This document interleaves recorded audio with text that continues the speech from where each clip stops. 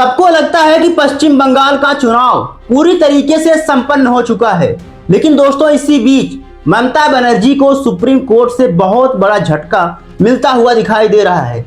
लेकिन सबसे बड़ा सवाल उठता है कि आखिर ममता बनर्जी को सुप्रीम कोर्ट जाने की जरूरत क्यों पड़ी।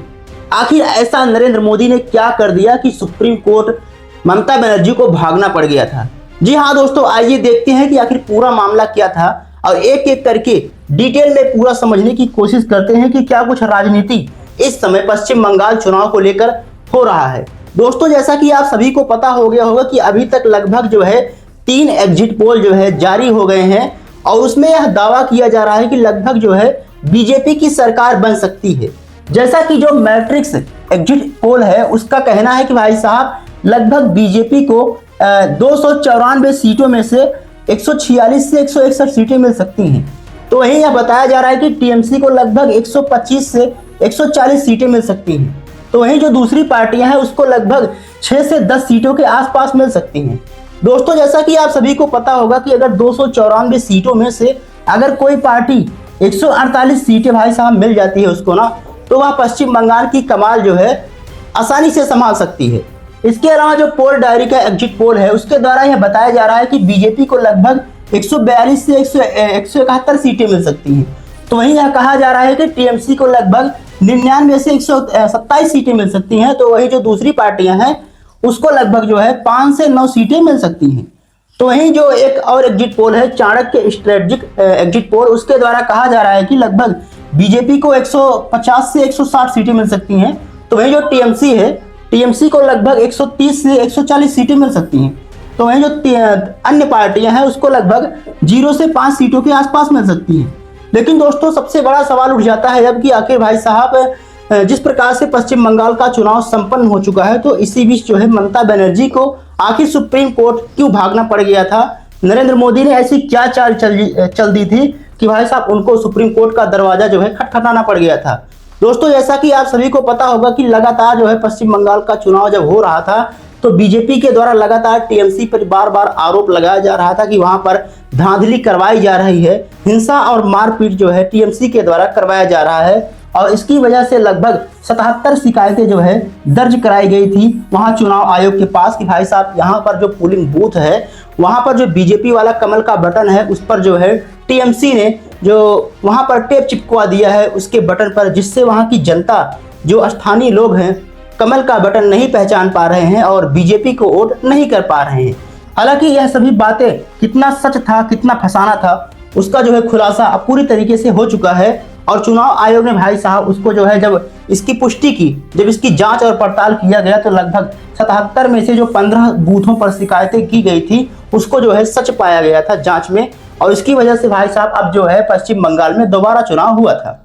हालांकि सुप्रीम कोर्ट ने पहले ही यह साफ कर दिया था भाई साहब जिस प्रकार से आप आरोप लगा रहे हैं अगर वह सच साबित हो जाता है तो जीरो टॉलरेंस की नीति अपनाई जाएगी, मतलब इसको बिल्कुल ही सहा नहीं जाएगा, वहां पर जो है फिर से मतदान करवाया जाएगा। और यह फैसला जो है चुनाव आयोग के द्वारा लिया गया था। जो चुनाव आयोग है वहां राज्य सरकार का मतलब मनोज अग्रवाल और ज्ञानेश कुमार के द्वारा जो है लिया गया था इस प्रकार का फैसला कि ताकि जो है फिर से एक निष्पक्ष तरीके से चुनाव करवाया जा सके, ताकि पता चल सके कि आखिर पश्चिम बंगाल का कमान संभालने के लिए कौन सच में उत्तरदायित्व रखता है।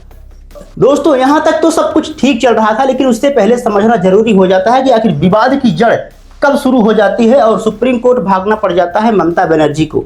जैसा कि आप सभी को पता होगा कि लगभग जो 30 अप्रैल को जो है एक निर्देश जारी किया जाता है जो इलेक्शन कमीशन ऑफ इंडिया है, मतलब ज्ञानेश कुमार के द्वारा जो चुनाव आयोग हैं उनके द्वारा जो है यह निर्देश जारी किया जाता है कि भाई साहब जब वोटिंग होगी ना तो उसमें काउंटिंग टेबल पर जो है लगभग जो सुपरवाइजर होगा यानी कि असिस्टेंट जो होगा वह कम से कम जो है वह एक कर्मचारी जो है वह जो है केंद्र सरकार से होगा। और यहीं से दोस्तों विवाद शुरू हो जाता है। ममता बनर्जी को लगने लगता है कि जब काउंटिंग होगा, वोट का जब काउंटिंग होगा तो इसमें जो है छेड़छाड़ किया जा सकता है, क्योंकि केंद्र सरकार भाई साहब अपना आदमी बैठाने जा रही है वहां पर। और इसी बात का जो है जब उनको डर हो गया तो उनको जो है वहां सुप्रीम कोर्ट भागना पड़ गया था। लेकिन अब सवाल यह है कि आखिर सुप्रीम कोर्ट ने इस फैसले पर क्या कुछ कहा है जिसे आपको जरूर जानना चाहिए। और सारी पोल भाई साहब नरेंद्र मोदी और ममता बनर्जी की जो है पोल सारी सुप्रीम कोर्ट ने खोल कर रख दी है। आइए देखते हैं कि आखिर क्या कुछ सुप्रीम कोर्ट ने कहा है। आइए देखते हैं कि आखिर सुप्रीम कोर्ट ने क्या कुछ फैसला लिया है इस डिसीजन में। जिस प्रकार का जो याचिका दायर की गई थी ममता बनर्जी के द्वारा, उसमें जो है सुप्रीम कोर्ट ने क्या कुछ कहा है। दोस्तों, ममता बनर्जी ने जो सभी आरोप जो है लगाए थे खासकर चुनाव को लेकर, उसको जो है सुप्रीम कोर्ट ने भाई साहब सीधा खारिज कर दिया और कहा कि यह जो चुनाव आयोग जो फैसला लिया है ना, वह पूरी तरीके से सही है, उसके नियम और कायदे कानून के दायरे में आता है और इसमें जो है सुप्रीम कोर्ट कोई भी हस्तक्षेप नहीं कर सकता है। और सुप्रीम कोर्ट ने यह साफ कर दिया कि भाई साहब, जिस प्रकार से चुनाव आयोग ने निर्णय लिया है कि जब वोट का काउंटिंग होगा तो उसमें जब एक कर्मचारी या फिर जो एक ऑफिसर होगा उसमें से एक केंद्र सरकार का होगा, और यह बात जो है बरकरार जो है सुप्रीम कोर्ट ने रखा है। हालांकि इस बात से जो है ममता बनर्जी को काफी ज्यादा झटका लगता हुआ दिखाई दे रहा है, लेकिन अब उनका जो है रुख यानी कि टीएमसी का रुख जो है थोड़ा नरम पड़ गया। उनका कहना है कि कम से कम एक आदमी काउंटिंग टेबल पर जो होगा, वहां पर काउंटिंग मतलब वोट का काउंटिंग जो होगा उसमें जो है एक कर्मचारी भाई साहब राज्य सरकार से अगर रख लिया जाए तो काफी ज्यादा अच्छा होगा। इस प्रकार का जो है बयान अब जाकर टीएमसी यानी कि ममता बनर्जी के द्वारा दिया जा रहा है। और यही सब कहते हुए भाई साहब सुप्रीम कोर्ट ने सीधा जो है खारिज कर दिया है। ममता बनर्जी को बहुत बुरी तरीके से झटका लगता हुआ दिखाई दे रहा है। जिस प्रकार से आरोप जो है नरेंद्र मोदी या फिर यूं कहें कि केंद्र सरकार पर ममता बनर्जी के द्वारा लगाया जा रहा था, उसको जो है सुप्रीम कोर्ट ने पूरी तरीके से खारिज कर दिया है और कहा कि भाई साहब अब जो है दोबारा हमें इस पर कोई आदेश देने की जरूरत नहीं पड़ेगी, ऐसा मैं जो है सोच रहा हूं। अच्छे से यह जो नतीजा आने वाला है 4 मई 2026 को, अब उसी पर जो है सब जो है डिपेंड रहेंगे।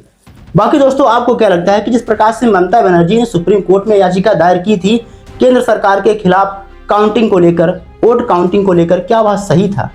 क्या उनका जो डर था क्या वह सही था या फिर गलत था? कमेंट बॉक्स में जरूर बताइएगा। मिलते हैं अगली वीडियो में, तब तक के लिए जय हिंद, जय भारत।